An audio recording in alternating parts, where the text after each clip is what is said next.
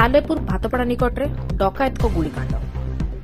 केन्द्रापड़ार व्यवसायी OR05 AE 6202 number plate थिबा एक पिकअप भ्यान रे केन्द्रापड़ारू कटक मालगोदाम जिबा समय रे भातपड़ा छक निकटे व्यवसायी ऊपर मारात्मक आक्रमण हेबा सह लुट्र शिकार होइछथि से। चारि दुर्बृत्त दुईटी मोटरसाइकेल जोगे आसी पिकअप भ्यानटी को बंधुक देखाइथिले, अटकाई भयभूत करी फांका गुलीचालना करी मोबाइल फोन और नगद 60,000 टंका लुट करी घटनास्थल चंपट मारिथिले।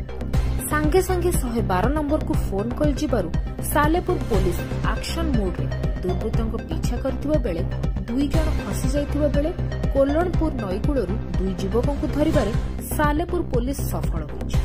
घटनास्थल रे सालेपुर पुलिस और साइंटिफिक टीम अधिक तदंत चलाइछथि। कुमार पात्र कौन है घटना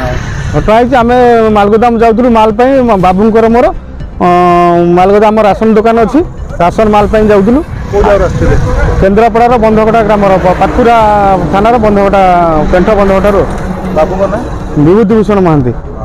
कौन है घटना कौन है घटना आम गाड़ी नहीं आसला आम गाड़ी पछपटू जन पल्सर रे 2 जन आसिले मो गाड़ी आगे गाटा रखीदे हाथ देखले रखापी पछ लोकटी जे थिला सी आसिक मो गाड़ी चाबिटा आगे नहीं गला गाड़ी चाबिटा नहीं गला गाड़ीटा बंद हो गला। तापर से बैक साइड आउ 2 जन आसिले आम बाबू बंदूक लगे पकेट रू पैसा मोबाइल छड़े नहीं गले पैसा 60,000 टका मोबाइल मोबाइल पैसा बंदूक फुटेले हाँ बंदूक बाबू पैसा न छाड़े धरले माड़ सिगरी बैग पकेट भितर से गोटे राउंड फुटेले बाबू छाड़ीदे चमिक पड़े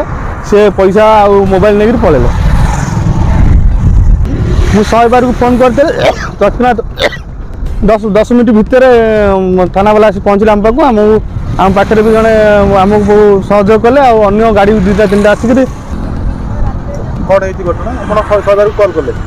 कॉल कली 112 कॉल कर तत्क्षणात 10 मिनट भितर थाना वाला आसी आम पाखे पहुँचले मुझे सालेपुर थाना धन्यवाद देवी जे आम मु खबर ए पाऊँ जे 2 जन को से धरी मुझे खबर पाई सालेपुर थाना वाला मुझे अशेष धन्यवाद दूँ।